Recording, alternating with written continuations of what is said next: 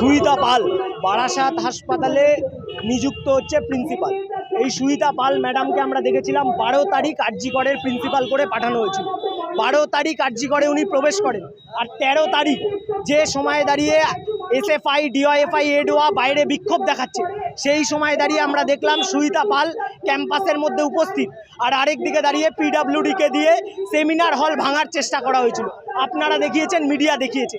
সেই সময় দাঁড়িয়ে এসএফআই ডিওয়াইএফআই এডোয়া আমরা গেট খুলে ভেতরে ঢুকেছিলাম এবং আমরা বলেছিলাম যে কোনোভাবে আমরা বাইরে যতক্ষণ আছি, উপস্থিত আছি, ততক্ষণ ওই সেমিনার হল আমরা ভাঙতে দেব না। সেই ভাঙচুর কাণ্ডে ইনি হচ্ছেন অভিযুক্ত। আর এই সুইতা পাল যে ম্যাডাম এখানে এসেছেন, আমাদের কাছে তথ্য আছে, ওরা ভুলে যেতে পারে, আমরা মনে করিয়ে দিচ্ছি। গত 2 বছর আগে যখন হ্যাকোমেড প্রকল্পে এই সুইতা পাল এই ম্যাডামের এত দুর্নীতি করেছিলেন, ওয়েস্ট বেঙ্গল হেলথ ইউনিভার্সিটি